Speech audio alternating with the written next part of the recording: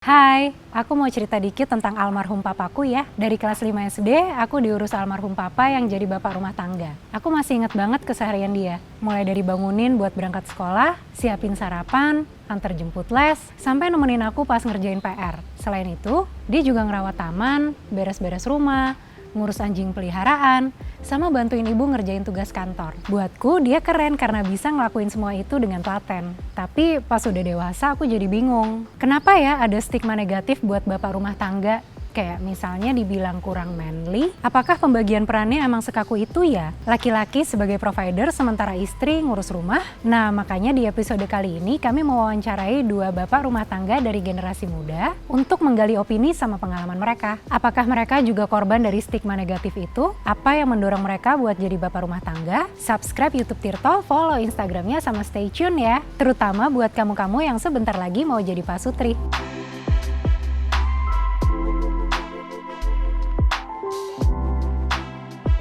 Coba kita awali dari definisi. Gak ada yang tunggal sih, tapi kira-kira gini. Bapak rumah tangga adalah suami yang menjalankan atau bertanggung jawab atas mayoritas atau sepenuhnya urusan domestik. Dan ini terlepas dari dia juga punya kerjaan sendiri atau enggak ya. Nah, menurutmu status ini bikin seorang laki-laki jadi ideal nggak? Kalau kita nanya sama generasi boomers, mungkin banyak yang bilang enggak ya. Tapi status itu banyak diminati generasi milenial loh. Misalnya di Korea Selatan, pada 2011 tercatat ada 3.000 laki-laki yang jadi bapak rumah tangga.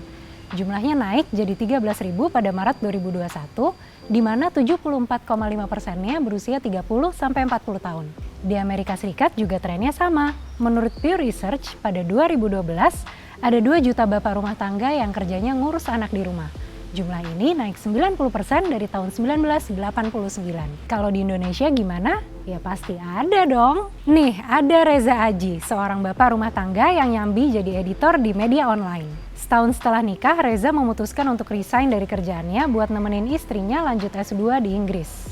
Pas udah balik ke Indonesia dan istrinya mulai bekerja, Reza lah yang melakukan beragam tugas domestik seperti masak, nyuci, bersih-bersih, sampai ngelola keuangan juga loh. Kayaknya nggak ada sih ya obrolan formal gitu ya, perjanjian gitu nggak ada ya. Kita sih fleksibel aja ya selama siapa yang senggang gitu kan. Kebetulan 4 tahun terakhir gue yang senggang gitu. Karena lebih banyak ambil pekerjaan freelance, jadi ya gue yang akhirnya jadi bapak rumah tangga gitu. Dan so far sih fun ya, menyenangkan juga gitu, nggak ada, yang penting kan itu ya, nggak ada keterpaksaan dan semua punya pilihan diobrolin dengan baik gitu. Selama dua-duanya happy ya nggak masalah sih. Kami juga ngobrol sama Suwandi Adi, pria yang disebut ayah rumah tangga oleh istrinya Anissa Steviani. Hari-hari Wandi dimulai dengan membangunkan anak dan memandikannya. Ia lalu masak, kerja bentar, lanjut nyuci baju, nyiram tanaman, sama bersihin rumah. Alasan ngelakuin itu semua? Bikin bahagia. Nah, tanggung jawab lelaki itu bukan hanya tentang keuangan, tapi kan kebahagiaannya juga, bahwa kenyamanan keluarga, anggota keluarga gitu. Jadi jika ada yang tanya kenapa sih mau mengerjakan semua itu, ya goals-nya apa gitu. Goals dari bukan dulu ke keluarga, tapi dari diri saya sendiri adalah membuat pasangan atau keluarga saya bahagia, nyaman juga, dan salah satu contohnya seperti itu sih. Unik ya, bapak rumah tangga emang lifestyle yang berlawanan sama pembagian peran pada umumnya. Masyarakat masih beranggapan idealnya ya suami yang cari nafkah utama, kerja keluar, sementara istri bertugas ngurus anak sama kerjaan domestik. Tapi apa emang selalu kayak gitu? Kalau menurut Irwan Hidayana sih enggak ya. Irwan adalah dosen di Departemen Ilmu Antropologi Universitas Indonesia. Dia udah ngamatin banyak model rumah tangga di beberapa kebudayaan. Dan dia sampai ke kesimpulan pembagian peran itu sebenarnya cair dan bisa tumpang tindih. Dengan kata lain, nggak dikotomis banget kok. Perempuan pun bisa di ruang publik, tapi pada saat yang sama juga dia melakukan tugas domestik gitu. Sebenarnya lelaki juga demikian gitu. Walaupun kita harus akui bahwa kebanyakan laki-laki memang kemudian punya tadi ya pandangan bahwa dia harus menjadi kepala keluarga, mencari nafkah, bekerja gitu ya, dan lain-lain gitu. Saya pikir situasi pandemi sekarang ini kali ya. Pandemi sekarang ini kan sebenarnya cukup mempengaruhi soal relasi gender ya di dalam keluarga ya. Jadi ketika kita semua lebih banyak terkurung di rumah gitu kan ya.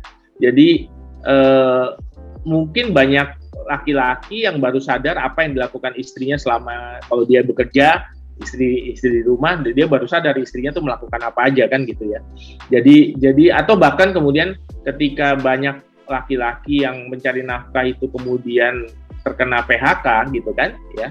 Itu kan juga lalu kan kemudian pertanyaannya adalah lalu siapa yang mencari nafkah kan gitu. Irwan mengatakan isu ini nggak bisa lepas dari patriarki dan tentunya toxic masculinity. Konon ada gagasan bahwa laki-laki akan kehilangan harga dirinya, maskulinitasnya, saat ia mengerjakan hal-hal yang umumnya dilakukan oleh perempuan. Tapi dari mana seseorang mempelajari peran-peran itu? Kata Irwan, pendidikan. Tapi bukan yang formal aja ya. Yang gak kalah penting justru yang dikasih sama orang tua, sama lingkungan. Contoh kecilnya deh, buat kamu yang cewek nih, berapa kali dipuji sebagai calon istri atau mantu idaman pas lagi eksperimen sendiri di dapur? Atau buat kamu yang cowok, umumnya nggak pernah disuruh bikinin sama nyajiin minuman buat tamu karena katanya nggak pantas. Mindset itu akhirnya ke bawah sampai dewasa. Sebab anak pada dasarnya hanya meniru role modelnya. Kalau misalnya dikatakan kenapa saya mau mengerjakan pekerjaan rumah tangga, karena saya look up ke bapak aku gitu. Bapak aku tuh mengerjakan semuanya, ya kecuali masak sih bapak aku karena dia tidak bisa masak ya. Dia mengerjakan semuanya, nyuci, ngepel, beres rumah, dia lakukan semuanya. Terus itu menjadi bahan buat saya buat saya sendiri untuk berpikir bahwa wah cowok manly itu kayak gitu. Bapak saya itu adalah role model saya. Cowok maco tuh adalah bapak saya gitu. Dia bekerja dari pagi sampai sore, terus habis itu dia beres rumah. Paginya dia nyuci baju buat keluarga semuanya.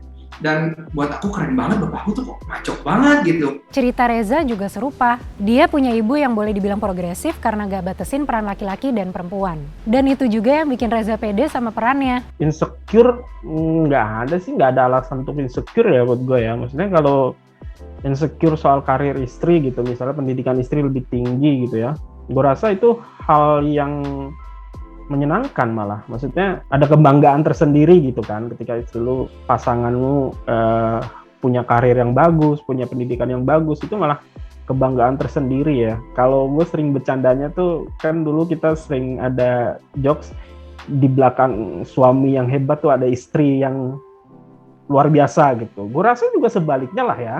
Di balik istri yang hebat ada suami yang luar biasa juga gitu. Tapi ya namanya aja lifestyle yang gak umum. Para bapak rumah tangga tetap berhadapan sama stigma atau kejadian yang gak enak. Wandi pernah benci banget sama seorang teman kerja yang seenaknya nyuruh dia nambah anak. Si teman ini bilang kalau Wandi gak usah pusing karena entar tinggal nyuruh istrinya buat ngurus anak. Kalau Reza dapatnya sindiran atas nama jokes yang dianggapnya angin lalu aja. Reza malah merasa perannya sebagai bapak rumah tangga bikin dia empowered. Menurut gue sih kayaknya itu udah nggak relevan lagi lah di zaman sekarang ya. Menurut gue jadi bapak rumah tangga tuh nggak ada kekurangan, maksudnya nggak ada negatifnya ya. Maksudnya kayak apakah dengan gue menjadi bapak rumah tangga gue nggak bisa produktif?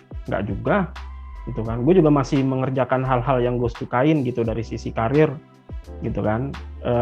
Gue juga masih bisa menghasilkan uang gitu, masih bisa berkarya gitu, yang hal-hal yang gue sukai malah dengan justru waktu yang lebih banyak gitu ya. Makanya kalau ada yang misalnya stigma negatif gitu ya, menurut gue nggak masuk akal sih gitu. Kayak kalau ada yang nanya misalnya kok lu mau jadi bapak rumah tangga, ya jawabannya ya kenapa enggak gitu, enak kok, seru kok gitu maksudnya.